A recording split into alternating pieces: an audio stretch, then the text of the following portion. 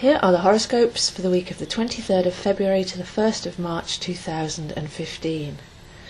Now we begin with Mars and Venus together, stepping over the threshold, the equinoctial threshold, over into Aries. So we're letting go of everything that we've learnt in the last cycle that doesn't serve us, doesn't take us forwards, and we're stepping over lighter, brighter and refreshed to start a whole new cycle. And this is before the spring equinox, when the sun goes over that point. So this is like an advanced stage of the process. But when we look at Venus and Mars, they've been reduced down to too simplistic an element, really. So if you look at Venus, most people think of love, but it's said that when Venus rises in the morning, it's actually war, and Venus rising in the evening is the star of the lovers. So we have a dualism there of war and love.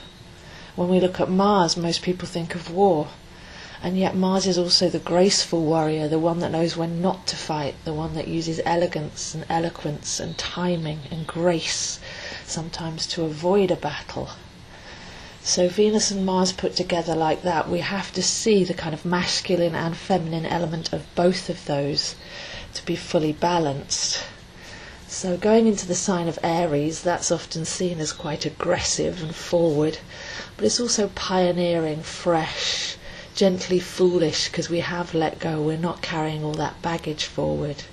There's an optimism and a gentleness to just accept a general state of being and see what comes in, rather than rushing forwards to bring new things in. So as we step over the threshold, there's a space to balance the masculine, the feminine, the passive, the aggressive, the wanting, the need and striving, versus the accepting and being and holding a vision. So this is a new start, really, this weekend. It starts a very powerful new point, new cycle in our lives. Mars takes 2 years to go around the zodiac, so you look back 2 years to when Mars last entered into Aries to see what energy has been created.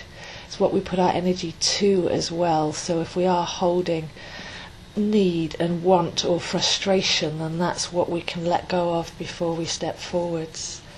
And with Venus, is it toxic love or real love that you're dealing with?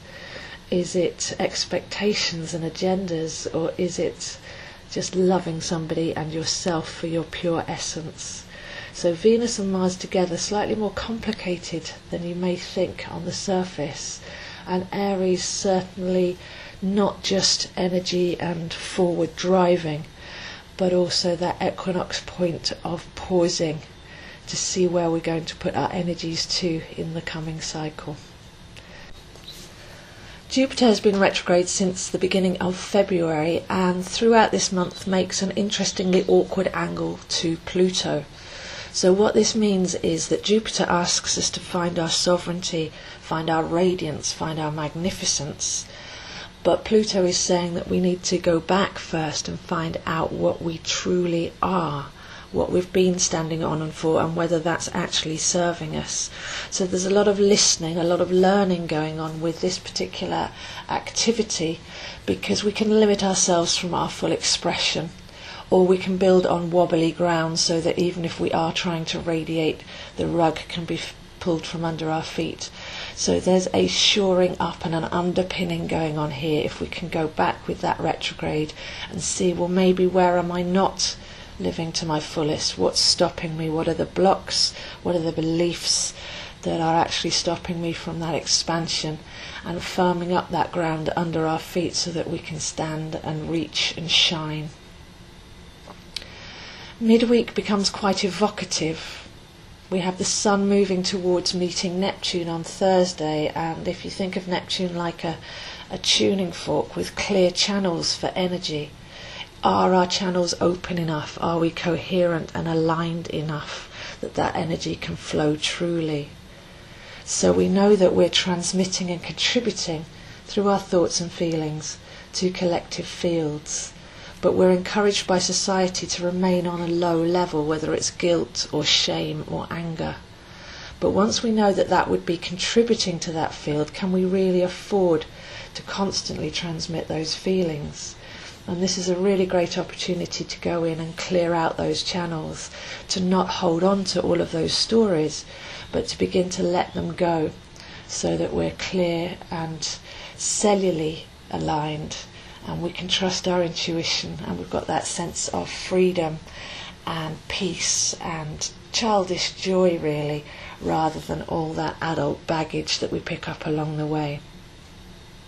And this is really important because towards the end of March we have a number of features coming in where we need to be clear and bright and truthful to ourselves in order to be able to navigate.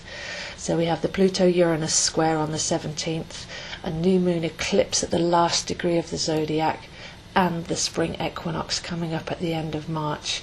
So for me it feels like we need to be doing this balancing and this clearing and this reassessment and learning and letting go, so that we are in the right space to be able to step over that equinox point and navigate the waters ahead. So we have a couple of weeks now where we can really be gentle with ourselves. It's about releasing in Pisces, it's about letting go, it's about realizing as well, realizing what has and hasn't served us, getting the message of that so that we only take the seed forwards. And that's how we can go up a level with the Fool card, which is the spring equinox, which is that Aries point, to say I've been round the wheel before, I've learnt what I needed to learn, and now I can actually step forward with very little baggage and a spring in my step to start a new cycle. So to recap, we have Venus and Mars asking us what is love and war, what is masculine and feminine, and where do we want to actually energize those parts of our life in the new cycle that's bringing in. We have Jupiter teaching us some solid lessons on how we can really make our foundations strong so that we can shine our highest and brightest light. And then we have the clarity and the resonant frequency of the Sun meeting Neptune, lighting up the channels of our body. This is why we do all the clearing out, so that we can actually get this beautiful incoming energy that's around Thursday, where you know that you're expressing your true tone and not contributing to somebody else's low matrix program. And it's all worth doing, like I say, because we're coming up to a very intense end of the month, so we might as well just be letting go and living in a joyful, truthful state, so that we're purer and more refined when those interesting, intense energies come along later. So those are the horoscopes for this week, and I'll see you next week. As you know, I have readings and online workshops which are actually here to help you do all of this work. I don't leave you just to figure it out for yourselves. If you want to cleanse your space, I have a Celtic Feng Shui module, perfect for this spring cleaning energy and setting new intentions. I have forecast readings. I have readings that help you deprogram and let go of old belief systems. And I have many astrology, tarot and numerology type of courses which help you take this knowledge and apply it in your day-to-day life. So please do contact me if you're interested in embarking on a new journey of study, cleansing, releasing and empowering with any of those readings or courses. I'm available on Skype as well as in person in London, and the links are below, but you can contact me on zoehine7@gmail.com.